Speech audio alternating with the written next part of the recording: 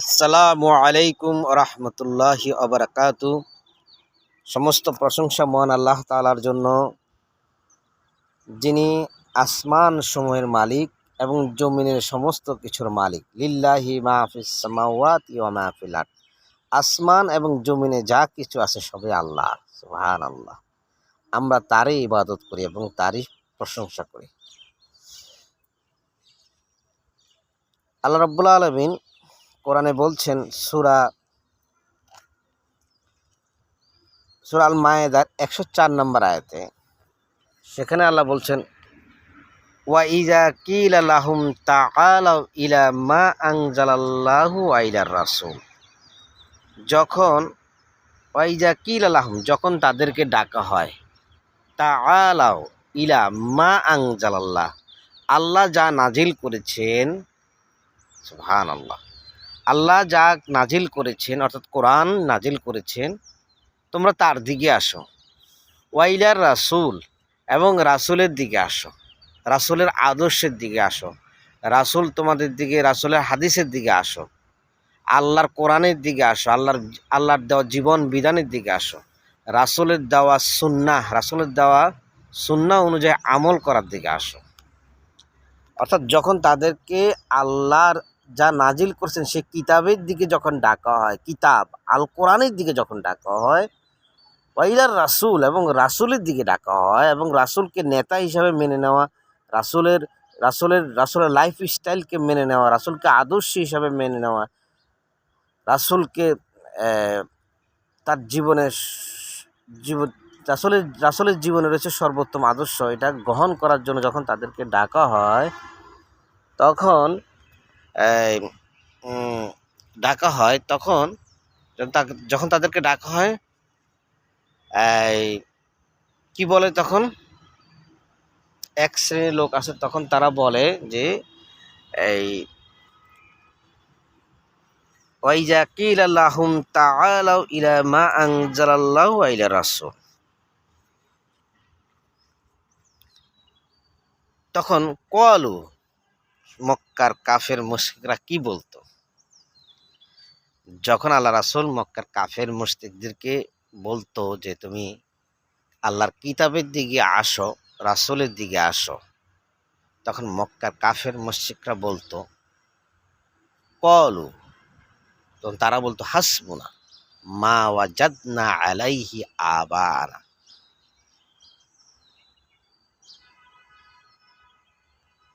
আমরা আমাদের পিতৃপুরুষদেরকে, বাপ দাদাদেরকে যে ধর্মের উপরে পেয়েছি, যে তরিকার উপরে পেয়েছি, বা যে সমাজের নিয়মের মধ্যে পেয়েছি, সেটাই আমাদের জন্য যথেষ্ট। মানে আল্লাহ রাসূল তাদেরকে বলছেন তোমরা কিতাবের দিকে আসো, মানে আল্লাহ কোরআনে যা বলছে সেটার দিকে আসো, এবং আমি রাসূল, আল্লাহ তাআলা আমাকে রাসূল হিসাবে মনোনীত করেছেন, তোমরা আমাকে অনুসরণ করো। আর তারা উত্তর দিল, কলু, তারা বলল, হাসবুনা, আমাদের জন্য যথেষ্ট, মা ওয়াজাদনা আলাইহি আবানা, অর্থাৎ আমাদের বাপ দাদাদের যে আমরা নিয়ম রীতি পেয়েছি, যে বাপ দাদারা যে এই ইবাদত করতো, যাদের বাপ দাদারা যেসব নিয়ম মেনে চলতো, যে যাদের ইবাদত করতো, আমরা আমাদের জন্য সেটাই যথেষ্ট। অথচ আল্লাহ বলছেন তারা তো কিছুই জানতো না, তারা তো কিছুই বুঝতো না, তারা তো অজ্ঞ ছিল, জাহেল ছিল। অর্থাৎ আমাদের সমাজেও আমরা এরকম দেখতে পাচ্ছি, যখন তাদেরকে বললাম যে আল্লাহ কিতাবে এই কথা বলছেন, আল্লাহ রাসূলের হাদিস এটা বলছেন, তখন তারা বলে, না, আমরা সমাজে এগুলো করে আসছি আগে থেকেই, আমাদের সমাজে আমরা এই আমলগুলো করে আসছি বা এইভাবেই করে আসছি, এর বাইরে আমরা যেতে পারবো না। মানে মানে তাদেরকে যখন দলিল দিয়ে দেখানো হয়, অথচ তারা কিন্তু মুসলিম, আমাদের সমাজে মুসলিমরাই এই কথা বলে যে আমাদের বা আমরা যদি বা এই দল করবেন না, এই দল করা জায়েজ না, আমরা যদি বলি যে প্রচলিত গণতান্ত্রিক দলগুলো করবেন না, এগুলো হলো মানব রচিত দল, তখন তোরা বলে, না, আমরা আমাদের পিতৃপুরুষদেরকে এগুলো দেখে আসছি, আমাদের চাচারা করে আসছে, আমাদের ভাইরা করে আসছে, আমাদের বাবারা করে আসছে, এইভাবেই এইভাবেই বাংলাদেশ চলে আসছে এগুলো। অথচ কোরআন হাদিসে এগুলো সম্পূর্ণ করা হারাম। প্রচলিত রাজনৈতিক দলগুলো করা বা অনেক আমল আছে, মিলাদ নামক আমল আছে, অনেকে মিলাদ পড়ে, অনেকে চল্লিশা করে, এগুলো সম্পূর্ণ নাজায়েজ কাজ ইসলামের শরীরের দৃষ্টিতে। এরকম অনেক অসংখ্য বিষয় আছে। তাহলে কোরআনে ওইগুলো নাই, হাদিসেও ওইগুলো নাই, অথচ তারা এই কাজগুলো এই আমলগুলো করে। অথবা আমার দল করতে হবে আল্লাহর দল, আমি করি হলো শয়তানের দল। মানে যখন তাদেরকে কোরআন থেকে বলা হয় সে কোরআনে কি বলছে, আপনি দেখুন, আপনি নিজে পড়ুন, আপনার সারা জীবন আমাদের কথা শোনার দরকার কি? আপনি নিজে একটু কোরআনটা একটু স্টাডি করেন। আল্লাহ বলছেন আফালা ইয়াতাদাব্বারুনাল কোরআনা আম আলা কুলুবিন আকফালুহা। তারা কি কোরআন নিয়ে কোনো চিন্তা ভাবনা করে না? তারা কি কোরআন নিয়ে কোনো গবেষণা করে না? নাকি তাদের অন্তরে তালা পড়ে গেছে? আপনি অন্তরে তালা লাগায় রাখছেন কেন? আপনি অন্তরে তালা না লাগাইয়া আপনি কোরআন পড়ুন, কোরআনে কি বলছেন, তারপর আপনি রাসূলের হাদিসগুলো প্রতিদিন পড়ুন, তাহলে তো হয়। সারা নিজে একটু পড়াশোনা করুন। এরপরে আমাদেরকে বলা হয় যে আমরা যখন কোরআন হাদিস দিয়ে কথা বলি আমাদেরকে বলে যে ধর্ম ব্যবসায়ী। আচ্ছা, তা আল্লাহ রাসূল সবচেয়ে বড় ধর্ম ব্যবসায়ী। সাহাবীরা ধর্ম ব্যবসায়ী, আল্লাহ মাফ করুক। আল্লাহ তাআলার কথা যদি বললে ধর্ম ব্যবসায়ী হয়, আর রাসূলের কথা যদি বললে ধর্ম ব্যবসায়ী হইলাম, সমস্যা তো নেই। আল্লাহ তাআলার কথাগুলো বললাম, রাসূলের কথা আপনারা ধর্ম ব্যবসায়ী বলতে পারেন, এটা আপনার, কিন্তু কাল কিয়ামতের দিন হিসাব আপনারটা আপনাকে দিতে হবে। আল্লাহই তো বলতেছেন আমান আহসানু কওলাম, ওই ব্যক্তির কথার চেয়ে আর কার কথা উত্তম, ইলাল্লাহ, যে মানুষকে আল্লাহর দিকে ডাকে। তাহলে আমরা আল্লাহর দিকে যখন ডাকবো তখন যদি বলেন যে ধর্ম ব্যবসা, তাহলে আর কিছু করার আছে? আর এই ধর্মের ব্যবসার কথা তো আল্লাহ নিজেই বলছেন সূরা আস-সফের 10 নম্বর, 11 নম্বর, 12 নম্বর আয়াতে আল্লাহ নিজেই বলছেন তোমরা এই ব্যবসাটা করো, এই দ্বীনের ব্যবসাটা করো, ধর্মের ব্যবসাটা করো। এই ব্যবসাটা তো আল্লাহই বলতেছেন। দলিল, ইয়া আইয়ুহাল্লাযীনা আমানু, হে ঈমানদারগণ, হাল আদুল্লুকুম আলা তিজারাতিন, আমি কি তোমাদেরকে এমন এক ব্যবসার কথা বলবো, এমন এক বাণিজ্যের কথা বলবো যে বাণিজ্য করলে লস নাই, যে ব্যবসা করলে কি নাই, লস নাই। সুবহানাল্লাহ, আল্লাহ বলতেছেন ব্যবসা করো। দেখছেন, আল্লাহ বলতেছেন তো তোর ব্যবসা করো। তাহলে এই ধর্মের ব্যবসা তো করতেই হবে। কোরআন হাদিসের কথাগুলো মানুষকে প্রচার করতে হবে। বাল্লিক মা উনজিলা ইলাইকা মির রব, আপনার রবের পক্ষ থেকে যা নাজিল হয়েছে তা মানুষের কাছে বাল্লিক পৌঁছাই দেন। মা উনজিলা ইলাইকা মির রব, আপনার রবের পক্ষ থেকে যা নাজিল করেছে তা মানুষের কাছে পৌঁছায় দেওয়া, এটাই তো আমাদের ব্যবসা। এটা পৌঁছাটানো যদি ব্যবসা, এই ব্যবসাটা আমাদের করতে হবে। আল্লাহ বলছেন যে হাল আদুল্লুকুম আলা তিজারাতিন তুনজিকুম, আমি কি তোমাদেরকে এমন একটি লাভজনক ব্যবসার কথা বলবো যে ব্যবসাটা করলে কি হবে, হাল আদুল্লুকুম আলা তিজারাতিন তুনজিকুম মিন আযাবিন আলীম, তোমাদেরকে জাহান্নামের কঠিন আযাব থেকে আল্লাহ রক্ষা করবে। যদি তোমরা এই ব্যবসাটা করো তাহলে তোমাদেরকে জাহান্নামের আগুন থেকে কি করবেন, রক্ষা করবে। ব্যবসাটা কি? তাহলে ব্যবসাটা তো জানতে হবে। ব্যবসাটা হলো আল্লাহ বলছেন পরের আয়াত, পরে এই আয়াতেই বলছেন তুমিনুনা বিল্লাহি, তোমরা আল্লাহর প্রতি ঈমান আনো। আল্লাহর প্রতি ঈমান আমরা কেমনে আনবো? তুমিনুনা বিল্লাহি ওয়া রাসূলিহি, তার রাসূলের প্রতি ঈমান আনো। তাহলে আল্লাহর প্রতি ঈমান আনি, আল্লাহর যা বলছেন কোরআনে ওই হুবাহু বইটার প্রতি ঈমান আনতে হবে, বিশ্বাস করতে হবে, আমল করতে হবে, বাস্তবায়ন করতে হবে।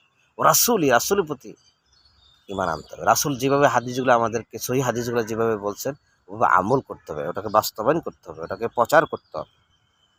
তুমিনুনা বিল্লাহি ওয়া রাসূলিহি ওয়া তুজাহিদুনা, জিহাদ করো আল্লাহর দ্বীন প্রতিষ্ঠার জন্য, ইসলাম প্রতিষ্ঠার জন্য, ইসলামকে সমাজে প্রচার প্রসারের জন্য। ওয়া তুজাহিদুনা ফি সাবিলিল্লাহ, তোমরা জিহাদ করো আল্লাহর রাস্তায়, আল্লাহর জমিনে কোরআনের সমাজ প্রতিষ্ঠার জন্য, ইসলামকে প্রতিষ্ঠার জন্য তোমরা করো জিহাদ করো। কীভাবে? বিআমওয়ালিহিম ওয়া আনফুসিহিম, তোমাদের জান এবং মাল দিয়ে। সুবহানাল্লাহ, এটাই আমাদের ব্যবসা। আল্লাহ বলছেন যদি এটা করি, এই কাজ, তিনটা কাজ, তুমিনুনা বিল্লাহি, আল্লাহর প্রতি ঈমান, ও রাসূলের প্রতি ঈমান, ওয়া তুজাহিদুনা ফি সাবিলিল্লাহি বিআমওয়ালিহিম ওয়া আনফুসিহিম, তোমাদের জান মাল দিয়ে আল্লাহর পথে সংগ্রাম করো, আল্লাহর পথে তোমার চেষ্টা করো, আল্লাহর দ্বীন প্রতিষ্ঠার জন্য, কোরআনের সমাজ প্রতিষ্ঠার জন্য চেষ্টা করো। এই কাজগুলো করলে আমাদেরকে জাহান্নামের আগুন থেকে মুক্তি দিবে। এটাই হলো ব্যবসা। হাল আদুল্লুকুম আলা তিজারাতিন, আমি কি তোমাদেরকে এমন একটি বাণিজ্যের ব্যবসার কথা বলবো, লাভজনক ব্যবসা, যে ব্যবসাটা করলে তুমি জাহান্নামের আগুন থেকে মুক্তি পাবে। তো তাহলে এই ব্যবসাটা তো আল্লাহই বলতেছেন। এখন যদি কেউ যদি বল ধর্ম ব্যবসা, হ্যাঁ ধর্ম ব্যবসা, এটাই ধর্ম ব্যবসা, এইটাই আপনি যদি বাঁচতে চান, আপনি যত কথাই বলেন,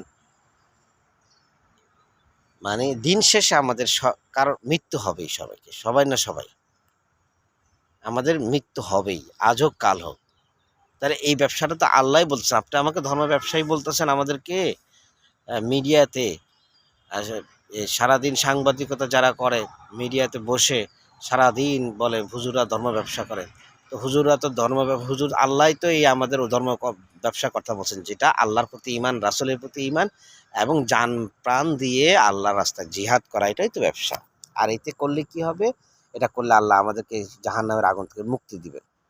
এরপরে আল্লাহ বলছেন আহ, আহ, তোমাদের জীবনে গুনাহ খাতাগুলো মাফ করে দিবেন, তাজরি, তারপর তোমাদেরকে জান্নাতে প্রবেশ করাবেন। এই আয়াতেই বলতেছেন তোমাদেরকে আল্লাহ তোমাদের জীবনে গুনাহ খাতাগুলো ক্ষমা করে দিবেন, তোমাদেরকে জান্নাতে প্রবেশ করাবেন। জান্নাতের তলদেশ দিয়ে নদ নদী প্রবাহিত হবে, চিরস্থায়ী জান্নাত, এবং সেই জান্নাতে উত্তম গৃহ তোমাদেরকে দেওয়া হবে।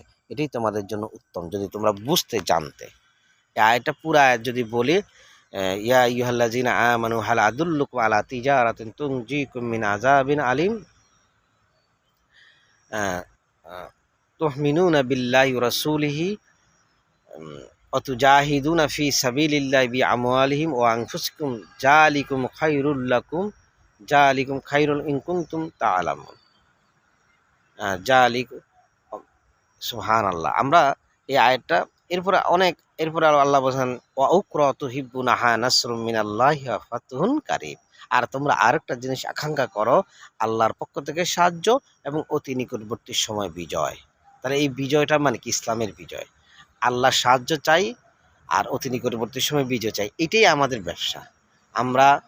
আমাদের তো দুনিয়ার ক্ষণস্থায়ী জীবন, এই ক্ষণস্থায়ী জীবন তো আমরা যে কোনো সময় আমাদের দুনিয়ার থেকে আল্লাহ আমাদের নিয়ে যাবেন। তো আমরা যদি এই ব্যবসাটা করে যেতে পারি, তাহলে আল্লাহ আমাদের পাপ সময় ক্ষমা করে দিবেন, আমাদেরকে চিরস্থায়ী জান্নাত দান করবেন। আল্লাহ আমাদেরকে বুঝার তৌফিক দান করুক। সুবহানাকাল্লাহুম্মা বিহামদিকা আশহাদু আল্লা ইলাহা ইল্লা আনতা আস্তাগফিরুকা ওয়া আতুবু ইলাইক। আসসালামু আলাইকুম ওয়া রাহমাতুল্লাহি ওয়া বারাকাতুহু।